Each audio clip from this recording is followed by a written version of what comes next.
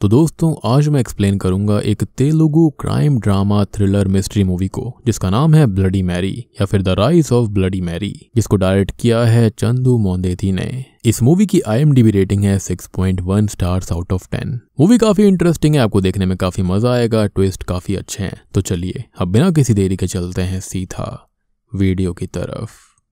कहानी की शुरुआत में हम एक कपल को एक ऑर्फनेज के अंदर जाता हुआ देख पाते हैं क्योंकि उन्हें एक बच्चे को अडॉप्ट करना था। अब ऑर्फनेज की ओनर उनसे कहती है कि आप यहाँ के किसी भी बच्चे को अडॉप्ट कर सकते हैं, पर इन तीनों को मत कीजिएगा क्योंकि तीनों को ही कोई ना कोई दिक्कत है। अब वो कपल ओनर को कहते हैं कि वो जल्दी ही सोचकर बताएंगे कि उन्हें किसे अडॉप्ट करना है, जिसके बाद वो वहां से चले जाते हैं। अब उसी रात हमें उस कपल का बहुत ही भयानक सच पता चलता है कि वो लोग असल में ह्यूमन ट्रैफिकिंग करते हैं और सुबह यहाँ पर वो किसी को अडॉप्ट करने नहीं बल्कि वो ये देखने आए थे कि वहां पर ज्यादा सिक्योरिटी तो नहीं है। खैर अब वो दोनों अपने कई लोगों को लेकर ऑर्फनेज में आते हैं और वहां के सभी बच्चों को किडनैप कर लेते हैं, साथ में ऑर्फनेज के ओनर को भी मार डालते हैं। लेकिन इन सब के बीच वो तीनों बच्चे बच जाते हैं क्योंकि उनके हैंडीकैप होने की वजह से वो लोग उन्हें किडनैप ही नहीं करते, यानी कि वो उन्हें वर्दी नहीं समझते। यानी कि कभी कभी आपकी खामियां भी आपके लिए फायदेमंद साबित हो जाती हैं। खैर अब अगले दिन वहां पर पुलिस ऑफिसर्स आते हैं और उनमें से ही एक बच्ची से सवाल करने लगते हैं जिसका नाम मैरी होता है।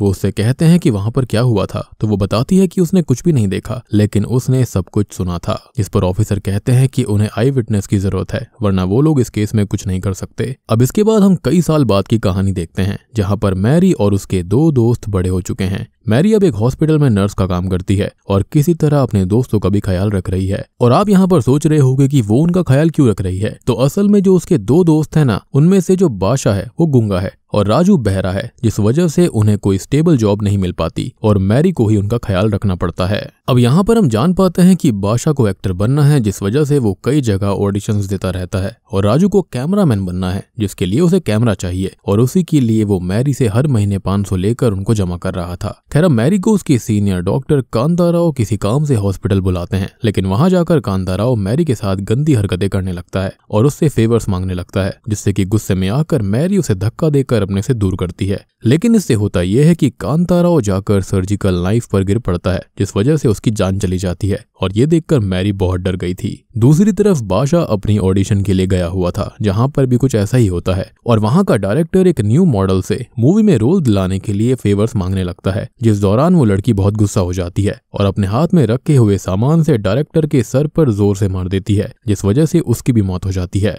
और ये सब देखकर बाशा डर से कांपता हुआ घर भागकर आ जाता है, जहां पर कुछ देर पहले मैरी भी घर आ गई थी और वो भी काफी डरी हुई थी, लेकिन फिर भी दोनों एक दूसरे से कुछ नहीं बोलते। खैर अब कुछ ही देर के बाद में राजू अपना नया कैमरा लेकर वहां पर आता है जो कि उसने अपने सेविंग के पैसे से आज ही खरीदा था। तभी बाशा ध्यान देता है कि राजू के चेहरे पर चोट लगी हुई है, जिसका रीजन बताते हुए राजू कहता है कि उसने कैमरा तो खरीदा था लेकिन कुछ लोगों ने उससे रास्ते में वो कैमरा छीन लिया और उसको मारा भी। असल में होता यह है कि राजू ने जो कैमरा खरीदा था वो चोरी वाला कैमरा होता है, जिसका मालिक उसके हाथ में अपने कैमरा को देख लेता है, जिसके बाद वो लोग राजू को पीटकर उसे अपना कैमरा वापस ले लेते हैं। खैर इसके बाद राजू बाशा से मिलने उसके ऑडिशन वाली जगह पर जाता है जहां पर उसे एक दूसरा कैमरा नीचे पड़ा हुआ मिलता है, जिसे राजू अपने पास रख लेता है और उसको घर लेकर आ जाता है। यानी कि मुद्दा ये था कि उसके पास फाइनली कैमरा आ गया था, भगवान ने उसकी शायद से मदद करी थी या फिर कुछ और ही बात थी। खैर अब उसी कैमरा में राजू को एक रिकॉर्डिंग मिलती है जो कि उसी डायरेक्टर और उस औरत की रिकॉर्डिंग थी जिसके यहाँ पर बाशा गया हुआ था। बाशा भी सबको वो वीडियो देखकर ये बताता है कि इसी औरत ने उस डायरेक्टर को मारा था जो कि पूरी तरह से उस कैमरा में रिकॉर्ड हो चुका था। असल में वो कैमरा उसी डायरेक्टर ने वहां पर रखा था कि इन केस अगर वो लेडी मान जाती है तो कल को उसके पास सबूत रहेगा कि वो अपनी मर्जी से वहां पर आई थी, या फिर अगर वो उसके साथ कुछ गलत भी करता है तो वो उसको ब्लैकमेल कर पाए।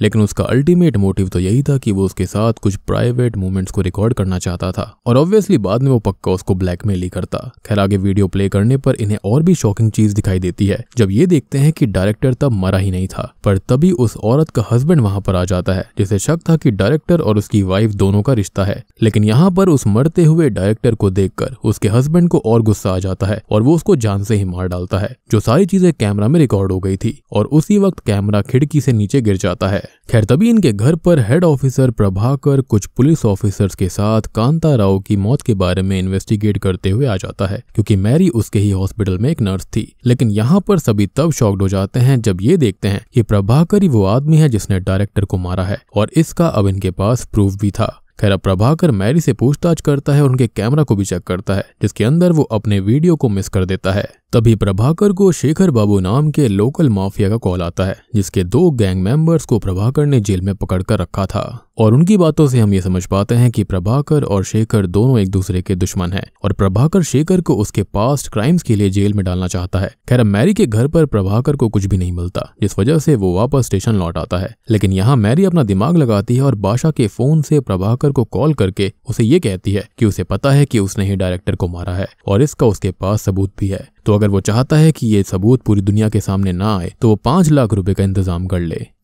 इतने बड़े मर्डर के चार्जेस के लिए खाली 5 लाख की फिरौती बहुत ही अजीब बात थी। कम से कम 5 करोड़ तो मांगने चाहिए थे। खैर ऐसा मैरी यहाँ पर इसलिए करती है क्योंकि उसे इन पैसों की सख्त जरूरत थी। लेकिन ये दाव उल्टा पड़ जाता है क्योंकि प्रभाकर उस कॉल की लोकेशन को ट्रेस कर लेता है और समझ जाता है कि ये कॉल मैरी ने ही किया था। खैर प्रभाकर तब उनके कैमरा के अंदर डायरेक्टर की मौत वाली वीडियो को देख लेता है, जिसको वो देखते ही कैमरा को तोड़ देता है और उसके मेमोरी कार्ड को भी खराब कर देता है और हमेशा के लिए सबूत को मिटा देता है।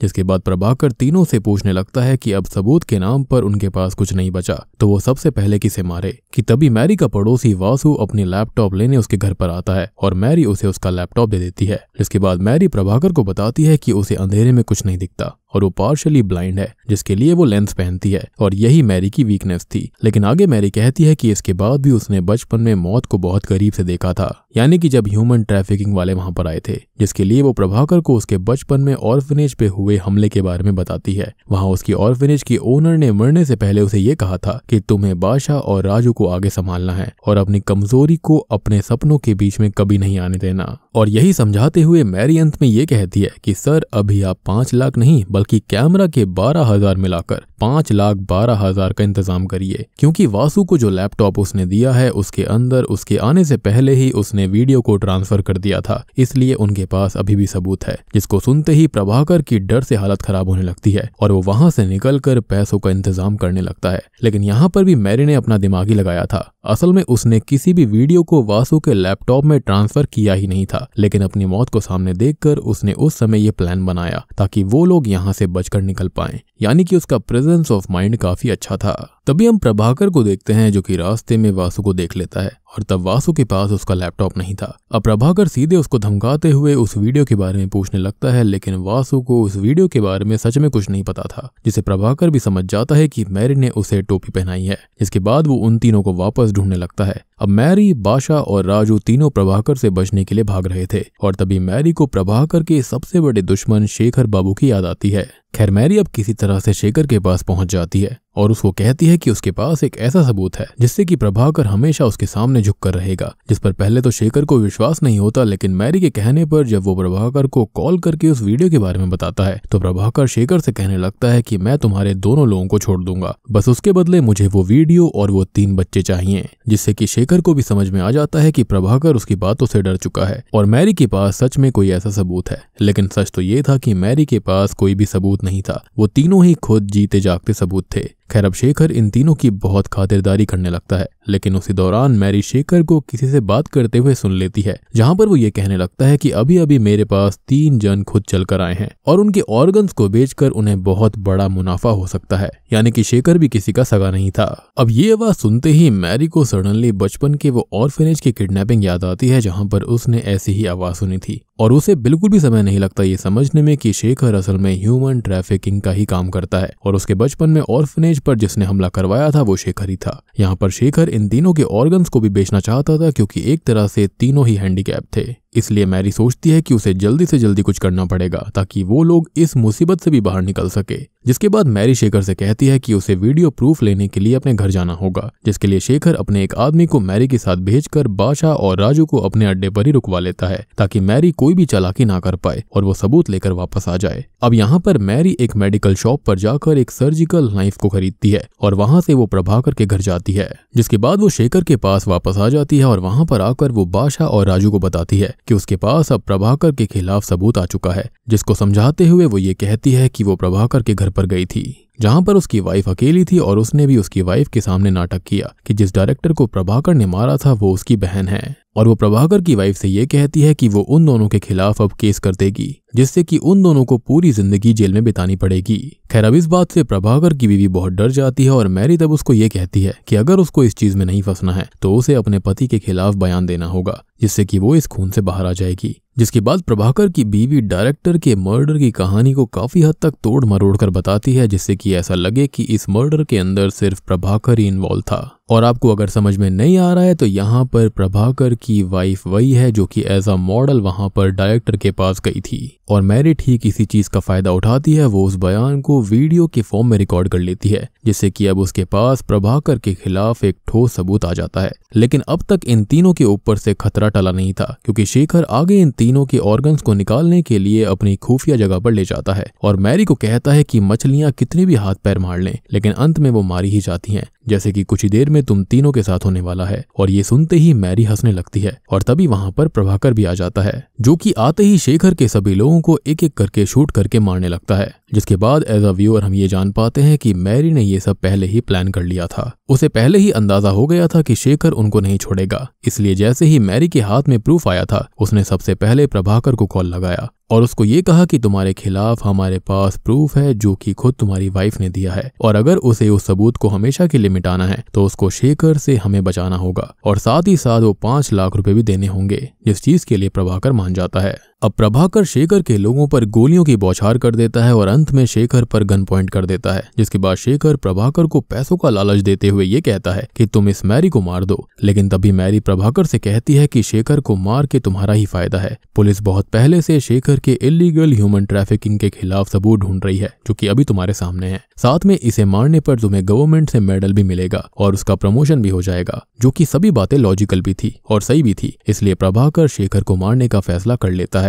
लेकिन दुर्भाग्यवश तब तक उसके गन के अंदर से गोलियां ही खत्म हो गई थी, जिसके बाद शेखर चाकू लेकर प्रभाकर को मारने आगे बढ़ता है, पर उससे पहले ही मैरी सर्जिकल नाइफ से शेखर के गले पर स्टैब कर देती है, जिसकी वजह से उसकी मौत हो जाती है। और ये वही सर्जिकल नाइफ था जो कि उसने उस मेडिकल शॉप से खरीदा था। खैर अब मैरी प्रभाकर को वो मेमोरी कार्ड दे देती है जिसके अंदर उसकी वाइफ का बयान था और उसके बदले प्रभाकर भी उसे 5,12,000 रुपए दे देता है, जिससे कि ये लोग अपनी एक नई जिंदगी शुरू कर पाएं। अब अगले दिन हम इन तीनों को यहाँ से मुंबई के लिए निकलता हुआ देख पाते हैं, जहाँ पर मैरी को स्टेशन पर एक छोटी सी प्यारी बच्ची भीख मांगते हुए दिखाई देती है, जिसे मैरी अपने साथ ही मुंबई लेकर चली जाती है, जिसके साथ ये सीन कट हो जाता है। खैर अब इसके बाद हमें 8 साल बाद का सीन दिखाया जाता है, जहाँ पर हमें एक न्यूज चैनल पर सुनाई देता है कि मुंबई में बहुत सारे ऐसे फाउंडेशंस खुल गए हैं जो फाउंडेशंस के नाम पर इलीगल काम कर रहे हैं, जिसमें सबसे पहला नाम संकल्प फाउंडेशन का आया है। इन फाउंडेशंस पर इन्वेस्टिगेट करने के लिए एक कमेटी बनाई गई है, जिसके लिए हैदराबाद से क्राइम एक्सपर्ट ऑफिसर प्रभाकर को मुंबई बुलाया गया है। जिसके बाद हम प्रभाकर को मुंबई आता हुआ देखते हैं और अब तक प्रभाकर एक रेस्पेक्टेबल सीनियर ऑफिसर बन चुका था। अब प्रभाकर आते ही सबसे पहले संकल्प फाउंडेशन पर इन्वेस्टिगेशन करना शुरू करता है, जहां पर उसको पता चलता है कि इस फाउंडेशन को कौशल्या देवी नाम की एक लेडी चला रही है। लेकिन प्रभाकर बहुत ही ज्यादा शॉक्ड रह जाता है ये जानकर कि कौशल्या देवी कोई और नहीं बल्कि मैरी ही है। जिसके बाद वो कौशल्या से अपने ऑफिसर्स को मीटिंग फिक्स करवाने के लिए कहता है। कुछ ही देर के बाद में प्रभाकर को एक कार लेने आती है जो कि संकल्प फाउंडेशन की तरफ से ही आई थी। जिसके बाद एक हेलीकॉप्टर के जरिए प्रभाकर एक ऐसी जगह पर पहुंचता है जो कि दिखने में किसी स्वर्ग से कम नहीं थी, और वो जगह थी संकल्प फाउंडेशन। वहां पर प्रभाकर कई हैंडीकैप बच्चों को चारों तरफ देखता है जिन्हें हर तरह की सुविधा दी जा रही थी। वो वहां पर शॉकिंगली बादशाह और राजू को भी देखता है, जिसके बाद अंत में वो मैरी से मिलता है, यानी कि कौशल्या देवी से। खैर अब ये दोनों आपस में बात करते हैं, जिसमें प्रभाकर उसको ये कहता है कि मैं उस समय भी तुम्हारा कुछ नहीं बिगाड़ पाया था, तो आज क्या ही उखाड़ लूंगा। लेकिन वो उसको ये जरूर कहता है कि मैरी उसे ये चीज जरूर बताए कि उसने इतना बड़ा फाउंडेशन खाली 8 सालों में कैसे बना लिया। इस पर मैरी हंसते हुए जवाब देती है कि इन 8 सालों में उसके सामने कई प्रभाकर और शेखर जैसे लोग आए, लेकिन उसने किसी को भी अपने सपनों के बीच में नहीं आने दिया, और जो आया वो मारा गया। ये फाउंडेशन सिर्फ इन गरीब अनाथ हैंडीकैप बच्चों के लिए है और इनके लिए उसे जो कुछ भी करना पड़े वो करेगी। और शायद मैरी ऐसा इसलिए कह रही थी क्योंकि शायद से वो खुद कुछ इलीगल काम भी करती है, लेकिन ये सब वो खाली इन बच्चों के लिए ही कर रही थी ताकि इन्हें एक नई जिंदगी मिल पाए। जिसके बाद प्रभाकर मैरी से ये पूछता है कि उसको पहले से ही पता था ना कि पुलिस उसके फाउंडेशन के बारे में इन्वेस्टिगेट कर रही है और यहाँ पर इन्वेस्टिगेशन करने के लिए वही आने वाला है। जिस पर मैरी उसे एक सार्कास्टिक स्माइल देती है, यानी कि उसे पहले से ही ये बातें पता थी कि यहाँ पर वो जरूर आएगा। और इसी वजह से हमने पूरी मूवी के अंदर कई जगह पर मैरी को आगे आने वाले खतरे को पहले ही भांप लेते हुए देखा था, जो कि मेरे ख्याल से मैरी की एक खासियत थी, यानी कि अगर भगवान एक चीज को लेते हैं तो दूसरी खास चीज जरूर देते हैं। और बूम, इसी के साथ में ये मूवी यहीं पर खत्म हो जाती है। तो दोस्तों ये थी ब्लडी मैरी फिल्म की कहानी। उम्मीद करता हूँ कि आपको पसंद आई होगी। अब देखो यहाँ पर इसका नाम ब्लडी मैरी इसलिए रखा गया है क्योंकि कहीं ना कहीं मैरी के जो हाथ थे वो खून से रंगे जरूर हुए थे। उसने जरूर यहाँ पर गलत लोगों को मारा होगा या फिर उनके साथ कुछ ना कुछ किया होगा, लेकिन वो सिर्फ और सिर्फ उन मासूम बच्चों के लिए था, उनकी जिंदगी को अच्छा करने के लिए था। तो उम्मीद करता हूँ कि आपको ये थ्रिलर मिस्ट्री मूवी अच्छी लगी होगी। अच्छी लगी है तो वीडियो को लाइक कर देना, चैनल के ऊपर नए हैं तो सब्सक्राइब कर लीजिए। तो मैं आप सबको मिलता हूँ अगली वीडियो के साथ में, तब तक के लिए